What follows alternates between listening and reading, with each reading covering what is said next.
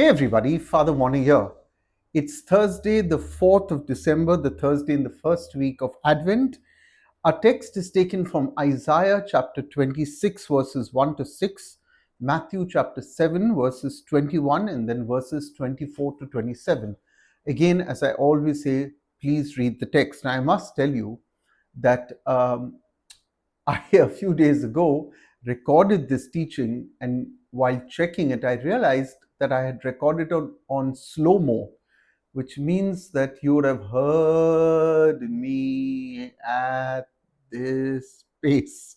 I had to record it all over again.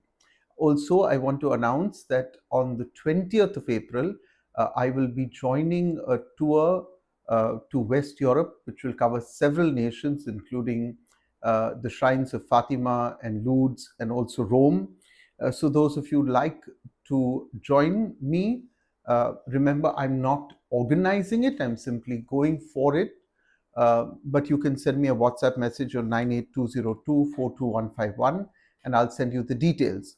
Um, Also, or rather, I'll put you in touch with the tour organizers who I trust very much, and they'll give you the details. Also, remember the season of Advent, if you'd like to make a contribution to this ministry, some of you have already reached out, and I'm truly grateful.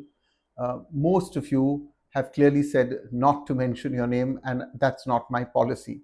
Now, going to the text, please read Isaiah 26, 1 to 6, because it opens with those words that we have been looking at since Saturday of last week. On that day, it actually opens with that text.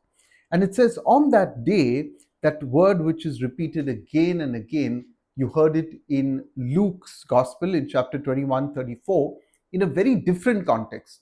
In Luke's Gospel, it is a reference to the final judgment or the second coming of Christ, which is described very often as a day of judgment.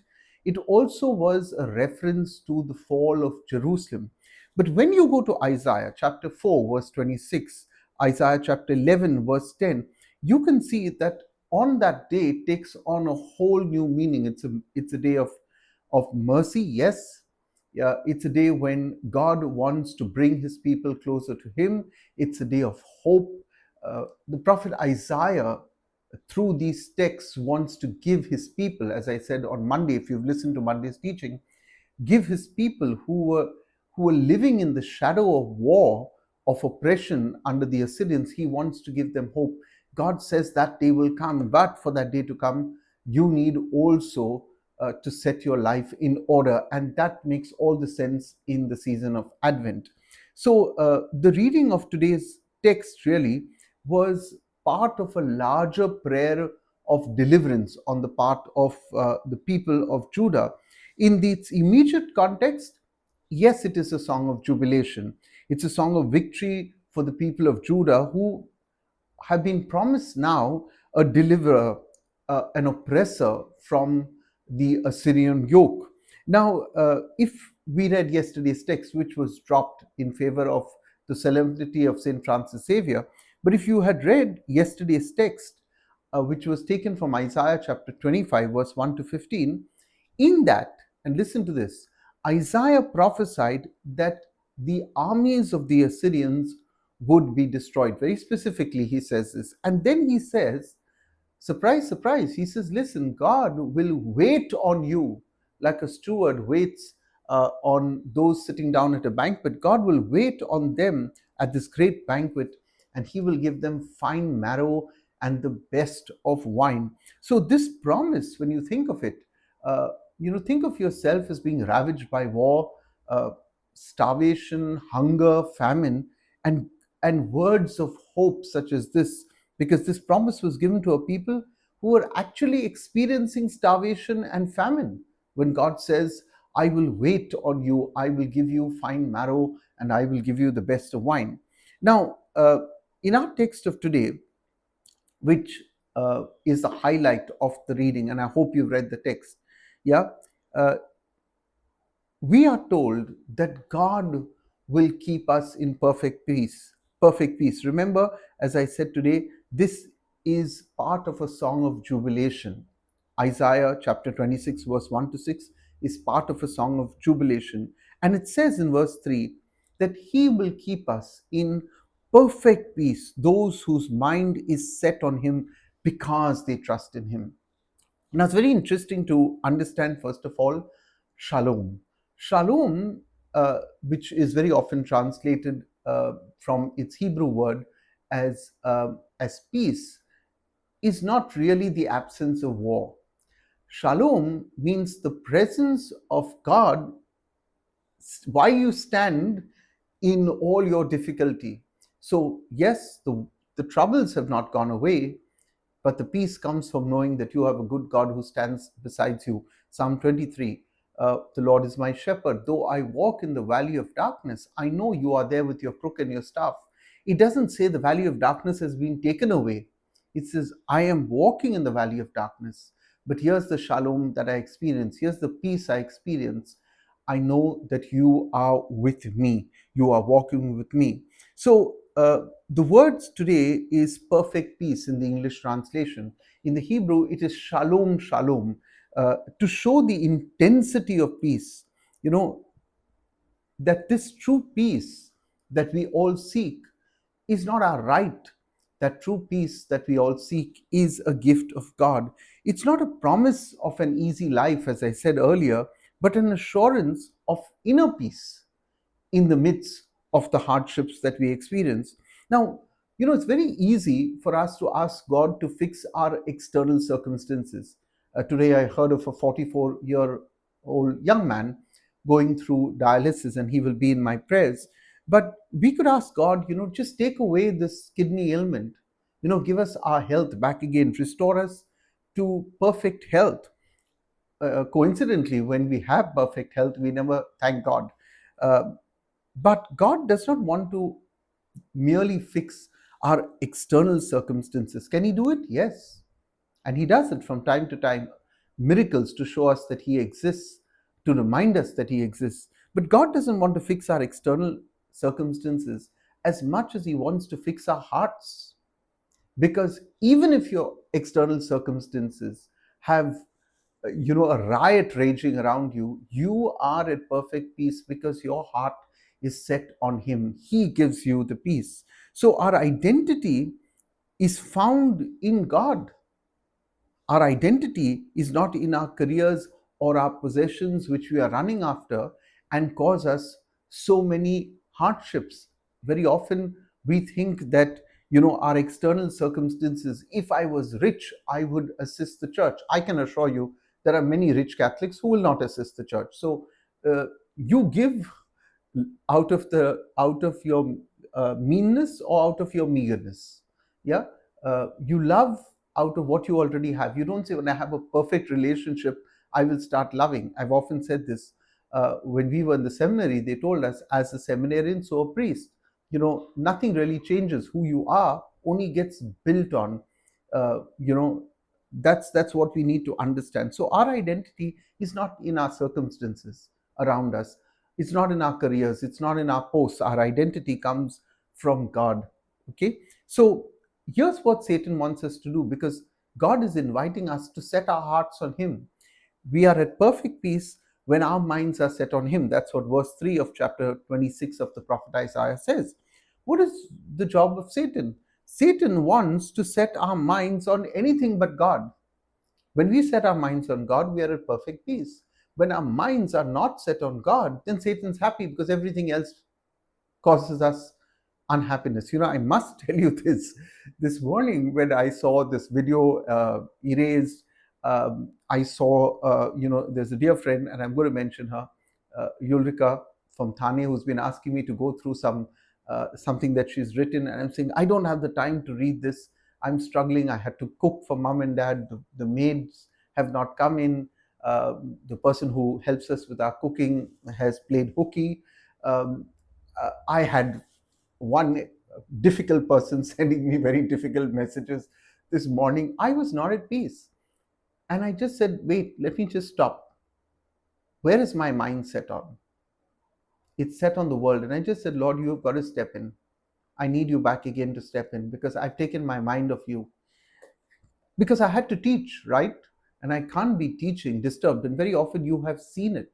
You have said, Father, you're not smiling today. Something's wrong. And you are right. What's in our hearts is on our lips. What's in our hearts is on our face. Um, and if we want perfect peace, then we cannot allow Satan to set our minds on everything else. We've got to go back to God. When you're not at peace, know that you are not with God. This is very clear. So, for perfect peace, you have to enter, as we are told in verse 1 of today's text, you have to enter the strong city. Yeah, Jesus is our strong city, because outside of the strong city is the kingdom of Satan. Now, we often feel, and here's a very practical tip, because we often feel at peace when we trust someone in our lives, and that's a good thing. Please have somebody in your life that you can, a go-to person who you can trust, because you feel a sense of assurance, of love. You know that they won't harm you. And yes, there are people that we believe at one stage will never harm us, who cause us the greatest harm. But when we feel completely secure in another human being, we let our guard down, we let our defenses lie exposed. And I'm saying this, in some measure you have to do it with every relationship. You can't have walls as high as the heavens and say nobody is going to be let in to the secrets of my heart. So from time to time we trust somebody else with our lives. We choose vulnerability, which is a good thing, because uh, we know that, or we have a sense that this person won't let us down. Yet, time and time again, the person that we married was the person who let us down. The person that we loved, the person that we trusted, the person we thought was our best friend. So our hearts are broken very often by these people that we have loved. Now, here's the point I want to make. Where humans fail, God never fails, because God walked into the lives of Judah at their lowest point, not because God brought them to their knees, because they refused to submit to God. So while humans fail, God never fails.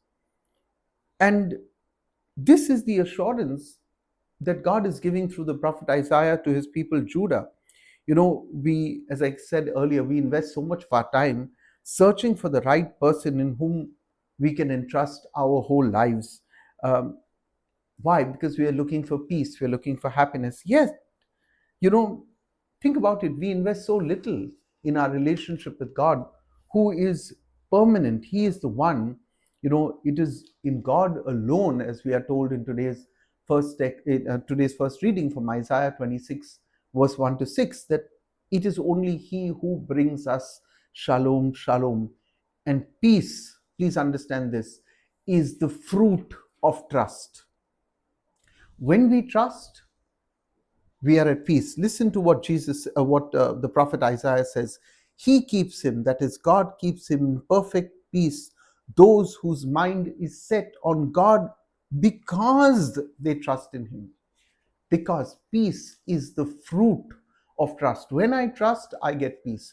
First, trust in God, then you'll get peace. So focus on God, trust in Him. Do not make alliances even with the most powerful people in the world, because they will eventually let you down. God does not. Which takes us to Matthew chapter 7, verses 24 to 27. And once again, please read the text, because uh, you know it what it's really doing is it takes our claim.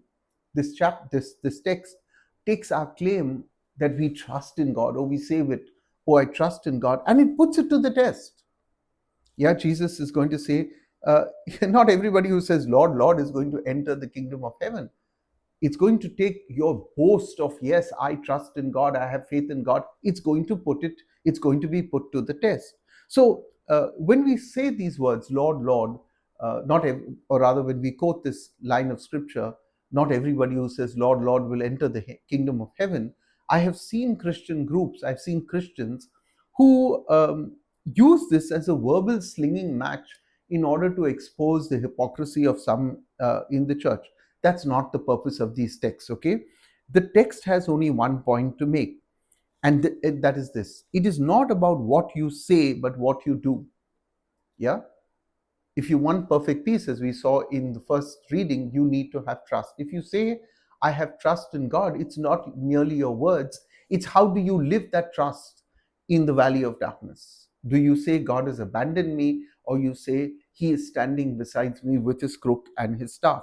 So it's not about what you say, but it's about what you do. So really, as we would say very often, it's about putting your money where your mouth is. There was I read something, and I like to reflect sometimes, because these texts are about us also. And it was about a Jewish convert to Christianity who said about his preacher, his own pastor. He said this: when my pastor is in the pulpit, I wished he would never leave, because he was an excellent speaker.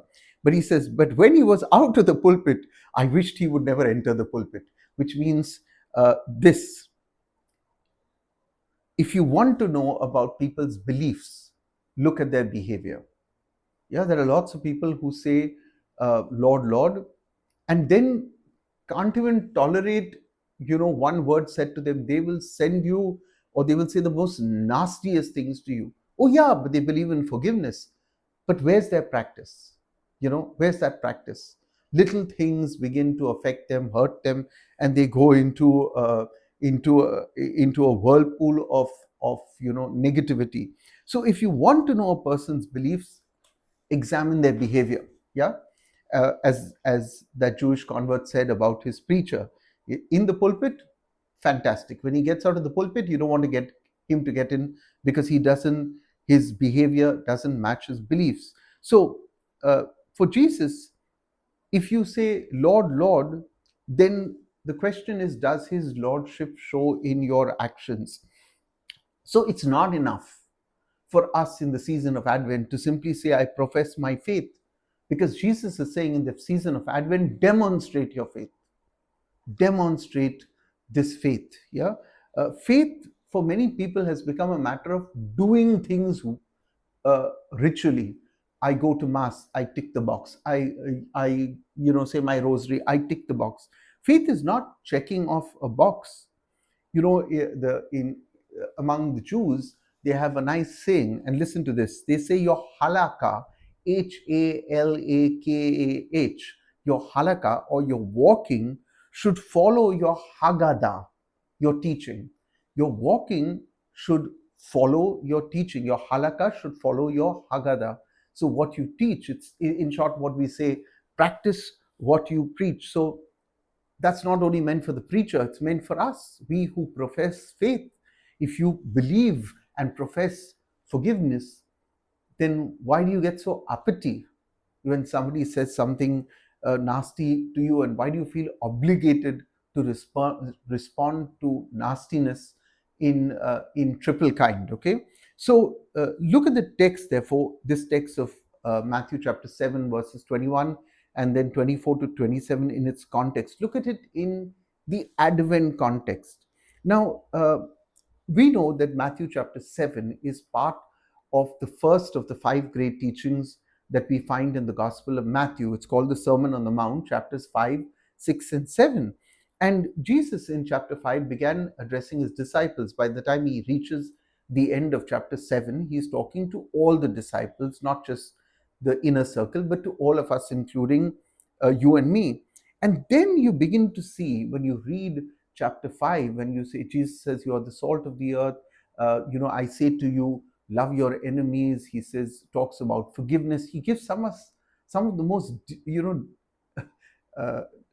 difficult teachings to practice in chapters 5, 6, and 7. So interestingly, when Jesus spoke all of this in chapters 5, 6, and 7, when he gave a very challenging teaching, you'll notice it didn't drive people away, but the crowd simply increased. It drew them closer. Why? Why? Because he spoke the truth to them with love. I find this a great challenge myself. Sometimes when you're angry, you just want to say what comes to your lips. But you can speak the truth. I could say something that is truthful, but I could say it very cruelly. And truth without love is cruel, and love without any truth in it is sentimental. We need to strike a balance. So today's text speaks to us and says, not everyone who says, Lord, Lord. Jesus is not implying, therefore, now this is very important, because Many people hear this text, not everybody who says, Lord, Lord, will enter the kingdom of heaven. So, very often people misread this text. They turn it on its head. They say, uh, since Jesus said, not everyone who says, Lord, Lord, can enter the kingdom of heaven. So, because you cannot live the Christian life, therefore you should not say, Lord, Lord, or therefore you should not pray. Do you get what I'm saying? There are people who turn this on its head. Oh, you don't practice what you preach, so stop praying. No, that's not what Jesus is saying. Jesus is not implying that you can't or you should not pray if you do not do the will of the Father in every shape and in every form, because nobody can do that. We live out our Christianity at best, if I may say, 40%. At best, 40%. So Jesus is not imposing a ban on prayer because you cannot fulfill every will of the Father, or because you do not fulfill, not cannot, but you do not fulfill every will of the Father. Jesus doesn't say, therefore, you cannot pray. But he's trying to bring about a course correction for worshippers. So do not read this text, as some people tend to read, as a restriction, but read it rather as permission to do more. Yes, say Lord, Lord, but push yourself, give yourself permission to do more, not use this text as a restriction to say, hey, I did not do the will of the Father, therefore I have no right to say Lord, Lord. That's not what it means. So look at the text, as I often say, carefully. Jesus is directing this bit of information to those who are specifically turning to him in prayer. He's talking to you and me, we who specifically turn to him in prayer. He says, but will you do the will of my Father? Yeah, he's specifically talking to us. He says, not everyone who says to me, not everyone. So these two words, everyone and to me, are important. Now, as I said, therefore, Jesus is not disparaging prayer. Therefore, we should see prayer as not a duty, but as a privilege. We should not see prayer not as an option, but as a lifeline. And prayer should never become our spare tire, it should be our steering wheel.